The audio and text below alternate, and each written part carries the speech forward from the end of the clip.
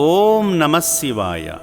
యాదాద్రి భువనగిరి జిల్లా చౌటుప్పల్లోని మహామహిమాన్వితమైన శ్రీ పుణ్యలింగేశ్వర స్వామిని దర్శించినంత మాత్రమే సమస్త కల్మషాలు పోయి ముక్తి లభిస్తుందని నమ్ముతూ సేవామూర్తి దేవేందర్ గారు శ్రీ పుణ్యలింగేశ్వర స్వామి దివ్యక్షేత్రానికి విచ్చేశారు.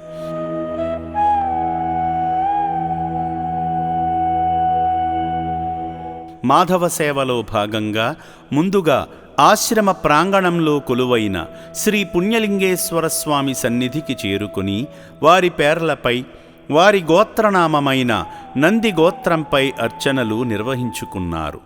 నంది గోత్రోద్భవస్య దేవేంద్రనామదేశ్య, కర్ణేయ వంశోద్భవస్య దేవేంద్రనామదేశ్య, నాగమణినామదేశ్య, రామారావు నామదేశ్య, సాయి కృష్ణానామదేశ్య, మహేష్ నామదేశ్య, శ్రీవల్లి నామ్నీం, సహస్రనామ్నీం, సాయి కృష్ణనామదేశ్య కుటుంబానాం తదః.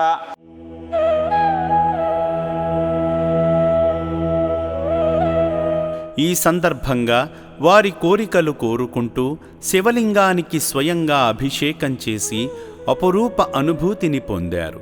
పూజా కార్యక్రమంలో భాగంగా అర్చకులు స్వామివారిని అద్భుతంగా అలంకరించి కర్పూర నీరాజనం సమర్పించి ఆ దివ్యహారతిని భక్తునికి శివాశీస్సులుగా అందజేశారు.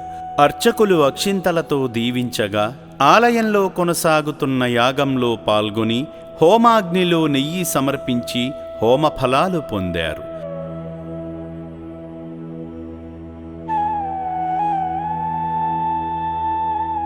అనాథుల మనుగడ కోసం నిర్మిస్తున్న శ్రీ పుణ్యలింగేశ్వర స్వామి ఆలయ పనులకు ఇటుకలు అందించి శివయ్య కృపకు పాత్రులయ్యారు.